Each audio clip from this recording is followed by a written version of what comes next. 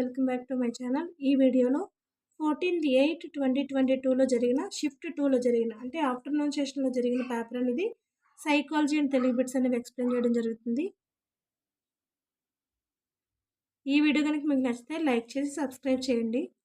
First bit, అభ్యసన వక్రరేఖలో ఈ దశలో అభ్యసనం స్తంభించినట్లు కనబడుతుంది. అభ్యసన వక్రరేఖలో ఈ దశలో అభ్యసనం స్తంభించినట్లు కనబడుతుంది అంటే పీఠభూమి దశ. పీఠభూమి దశలో మనకి స్తబ్దంగా ఉండిపోతుంది అభ్యసనం అనేది. నెక్స్ట్ సెకండ్ బిట్, తల్లిదండ్రుల అభిప్రాయం ప్రకారం సోమరి వయస్సు అంటే ఉత్తర బాల్య దశ. ఆప్షన్ 2 అనేది కరెక్ట్. నెక్స్ట్ థర్డ్ది, చిల్డ్రన్ అప్పర్సెప్షన్ టెస్ట్ CAT అనేది ఈ క్రింది పిల్లలకు ఉపయోగిస్తారు. చిల్డ్రన్ అప్పర్సెప్షన్ టెస్ట్ అనేది ఏ సంవత్సరం పిల్లలకు ఉపయోగిస్తారంటే 3 నుంచి 10 సంవత్సరాల వయసు ఉన్న పిల్లలకు ఉపయోగిస్తారు. Option 1 correct. నెక్స్ట్ ఫోర్త్ది, ఒక 3వ తరగతి విద్యార్థికి కోపం చాలా ఎక్కువ. ఆ కోపాన్ని అదుపులో ఉంచే ఉత్తమమైన పద్ధతి అంటే మితిమీరిన క్రమశిక్షణ, శక్తికి మించిన పనులు ఇవ్వడం, పరిస్థితులను అవగాహన పరచడం, విసుగు పుట్టించే పనులు ఇవ్వడం. ఒక 3వ తరగతి విద్యార్థికి కోపం చాలా ఎక్కువ. ఆ కోపాన్ని అదుపులో ఉంచే ఉత్తమమైన పద్ధతి అంటే పరిస్థితులను అవగాహన పరచడం అనేది ఇంపార్టెంట్. ఆప్షన్ 3 అనేది కరెక్ట్. నెక్స్ట్ ఫిఫ్త్ బిట్, పియాజే వికాస దశల్లో అహం కేంద్రీకృత భావన కలిగే దశ.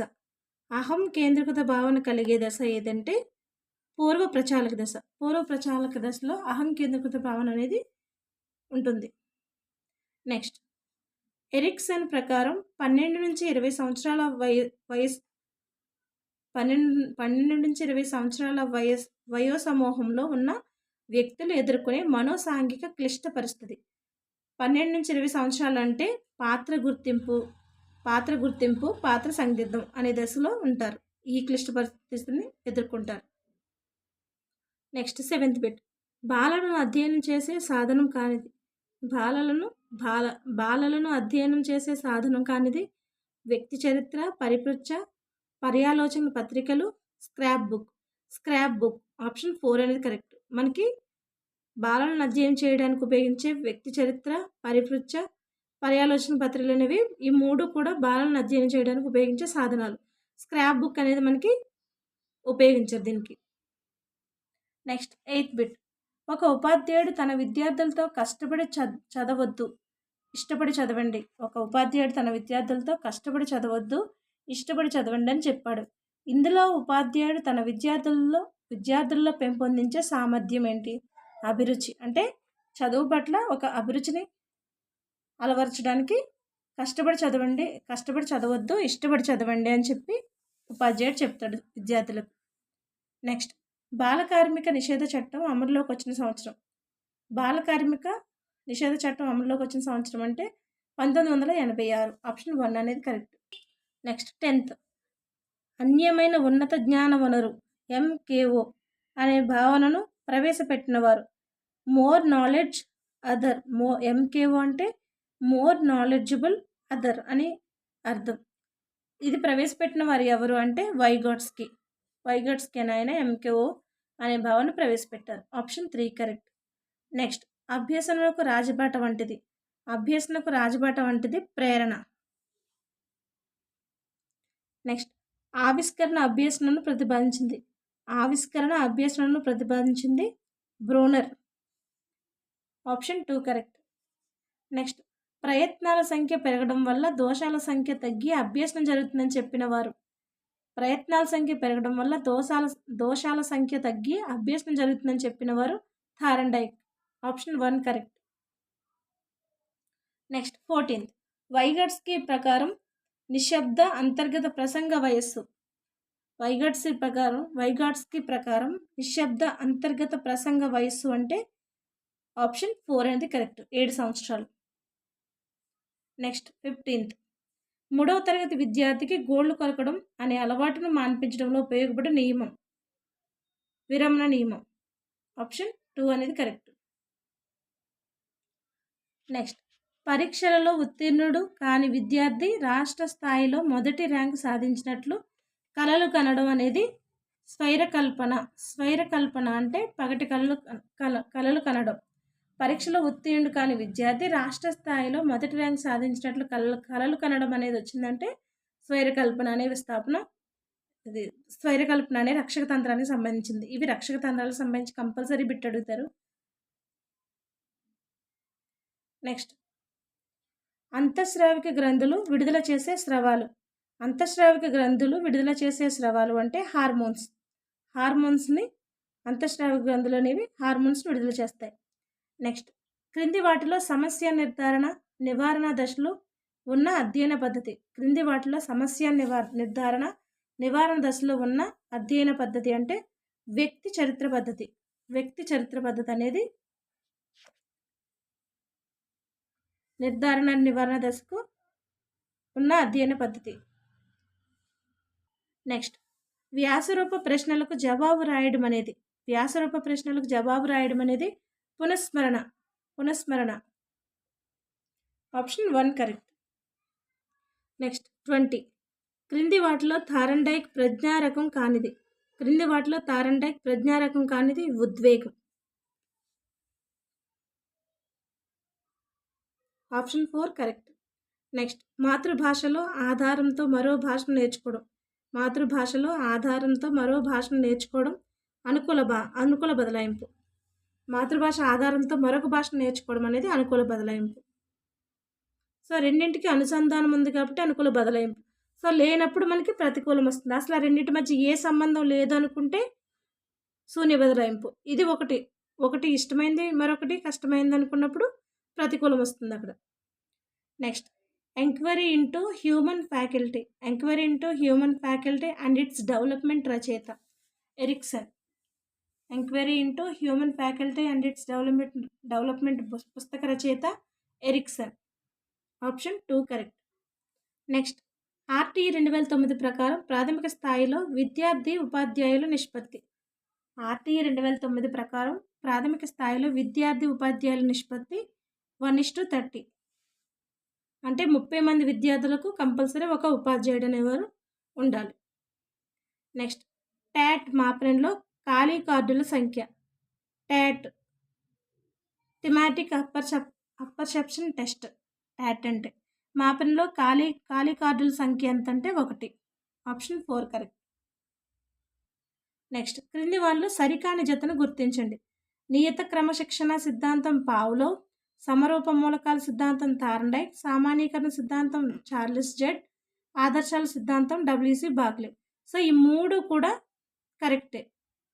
సరికానిది అంటే నియత క్రమశిక్షణ సిద్ధాంతం పావ్లో అనేది ఇది తప్పు. సో ఆప్షన్ 1 అనేది కరెక్ట్. సరికానిది అడిగారు కాబట్టి ఆప్షన్ 1 అనేది కరెక్ట్. నెక్స్ట్, క్రింది వాటిలో ఒకటి స్వబుద్ధి యొక్క లక్షణం. ప్రశ్నలు రూపొందించడం, స్వీయ మూల్యాంకనం, చర్చలు, బాధ్యత. క్రింది వాటిలో స్వబుద్ధి అంటే స్వీయ మూల్యాంకనం, సెల్ఫ్ ఎవాల్యుయేషన్ అనేది స్వబుద్ధి యొక్క లక్షణం. Option 2 correct. నెక్స్ట్, ఇన్పుట్ పరికరం కానిది monitor. Option 3 correct. Next, home schooling పుస్తక రచయిత John Holt. Option 3 correct. John Holt అనే ఆయన హోమ్ స్కూలింగ్ పుస్తక రచయిత.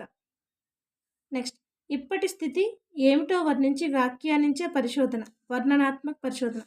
ఇప్పటి స్థితి ఏమిటో వర్ణించి వ్యాఖ్యానించే పరిశోధన వర్ణనాత్మక పరిశోధన. నెక్స్ట్, NEP 2020 ప్రకారం 5+3+3+4లో 4 ఈ స్థాయికి చెందినది. 4 ఏ స్థాయికి చెందినది అంటే సెకండరీ స్థాయికి చెందినది. సో మనకి ఇక్కడ నెక్స్ట్ది తెలుగులో కింది పద్యాన్ని చదివి ప్రశ్నలకు జవాబులు గుర్తించండి. మనకి ఇక్కడ పద్యం ఇచ్చి సో పద్యం మీద క్వశ్చన్స్ అడుగుతారు. భూషలుగావు మర్త్యులకు భూరిమ యాంగద తారముల్, భూషిత కేశపాశ మృదు పుష్ప సుగంధ జలాభిషేకముల్, భూషలుగావు పూరుషుని భూషితు జేయు పవిత్రవాణి, వాగ్భూషణమే భూషణముల్ నశయించు నన్నియున్ అని పద్యం ఇచ్చారు. సో పద్యం ఇచ్చి దాని మీద క్వశ్చన్స్ అడిగారు. పద్యం దేన్ని అసలైన అలంకారంగా అలంకారముగా చెప్పుచున్నది. ఈ పద్యం అనేది దేనిని అసలైన అలంకారముగా చెప్పుచున్నది అంటే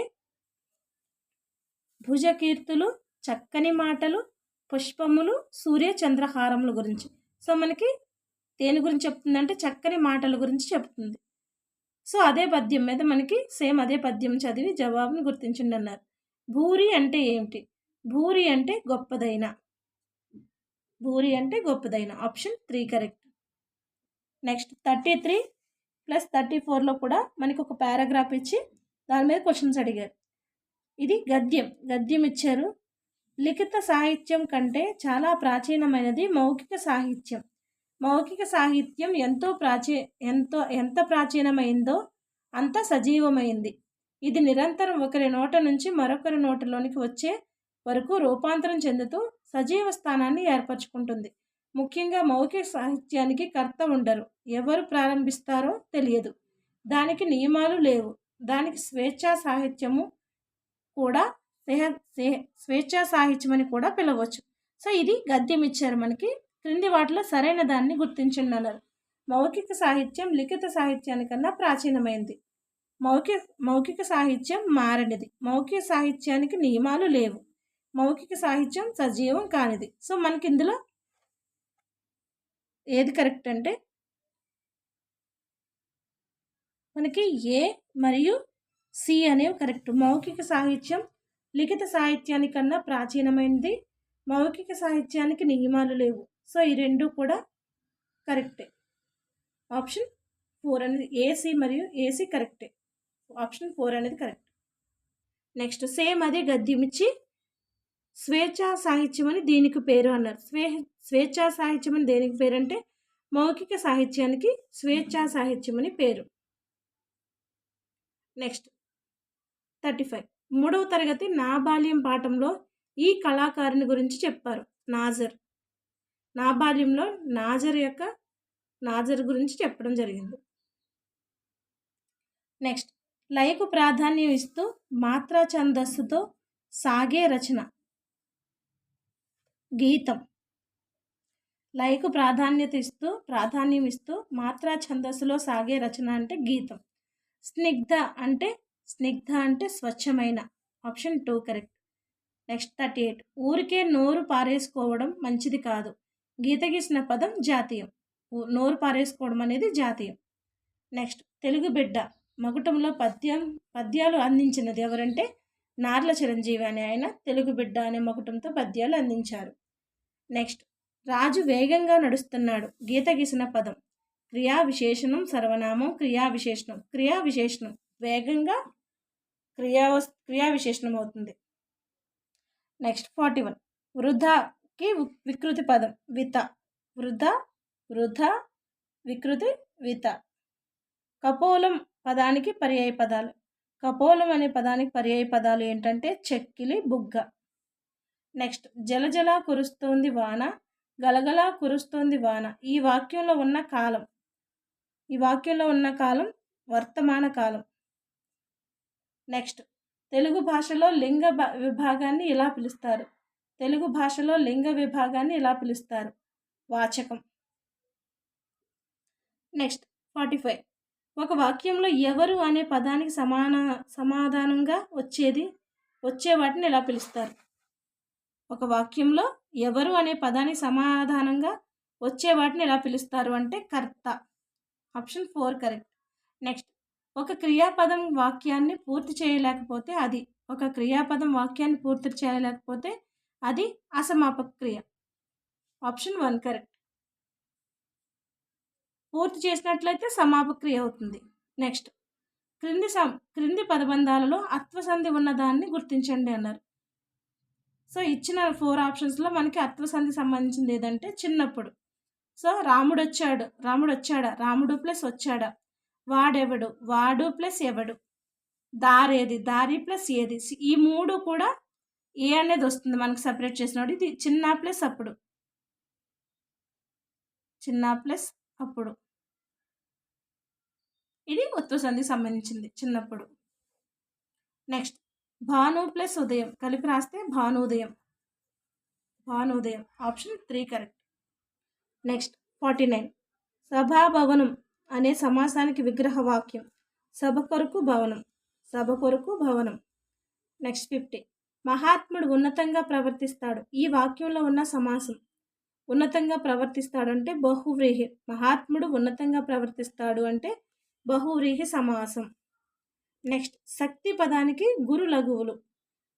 శక్తి పదానికి గురు లఘువులు అంటే ఫస్ట్ ఇది మనకి యాక్చువల్గా అయితే లఘువు అవుతుంది, కానీ దాని తర్వాత వచ్చింది ఏంటి ద్విత్వాక్షరం కాబట్టి ద్విత్వాక్షరానికి ముందున్న పదాలు ఏమవుతాయి గురువు అవుతుంది. సో ఇది గురువు అవుతుంది, ఇది లఘువు అవుతుంది. గురువు లఘువు.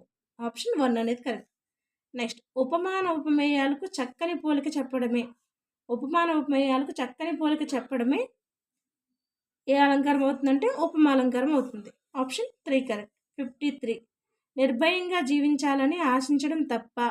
ఇది ఏ వాక్యం? ప్రశ్నార్థకం. మనకు ప్రశ్నార్థకం వచ్చిందంటేనే ప్రశ్నార్థక వాక్యం అవుతుంది. నెక్స్ట్ మానవునిలోని మానవత్వాన్ని ప్రబోధింపజేయడమే విద్య లక్ష్యమని పేర్కొన్నది. మానవుల్లోని మానవత్వాన్ని ప్రబోధింపజేయడమే విద్య అని పేర్కొన్నది Livingston. Option 2 correct. Livingston. Next ఇతరుల కోసం ఆగిపోకుండా విద్యార్థులు తమ శక్తి సామర్థ్యాలను బట్టి ముందుకు సాగడానికి అవకాశం ఉన్న ఉత్తమ పద్ధతి ఏది? చర్చా పద్ధతి. ఇతరుల కోసం ఆగిపోకుండా విద్యార్థులు తమ శక్తి సామర్థ్యాలను బట్టి ముందుకు సాగడానికి అవకాశం ఉన్న పద్ధతి చర్చా పద్ధతి. నెక్స్ట్ యూనిట్ పరీక్ష తరగతి గదిలోనే ఏకకాల వ్యవధిలో నిర్వహిస్తారు. ఇది ఏ కాలం? యూనిట్ పరీక్ష తరగతి గదిలోనే ఏ కాల వ్యవధుల్లో నిర్వహిస్తారు అంటే 40 to 50 నిమిషాల కాల వ్యవధిలో. నెక్స్ట్ ఉదాత్తమైన భావాలను అత్యంత సముచితమైన పదాలతో కూర్చడం. ఉదాత్తమైన భావాలను అత్యంత సముచితమైన పదాలతో కూర్చడం అనేది కవిత్వం. నెక్స్ట్ 59. మన సమక్షంలో లేని వారితో వ్యవహారానికి చేసే లిఖిత రచన. మన సమక్షంలో లేని వారితో వ్యవహారానికి చేసే లిఖిత రచన లేఖారచన. Option 4 correct. Next last bit తెలుగులో. విద్యార్థులు తమకు తాముగా అర్థం చేసుకునే విధంగా పరిమిత పదజాలంతో రూపొందించబడినవి. విద్యార్థులు తమకు తాముగా అర్థం చేసుకునే విధంగా పరిమిత పదజాలంతో రూపొందించబడింది ఉపవాచకం. సో ఇక్కడితో సైకాలజీ అండ్ తెలుగు బిట్స్ అనేవి కంప్లీట్ అయినాయి. ఈ వీడియో కనుక మీకు నచ్చితే లైక్ చేసి సబ్స్క్రైబ్ చేయండి, వీలైతే షేర్ చేయండి. Thank you.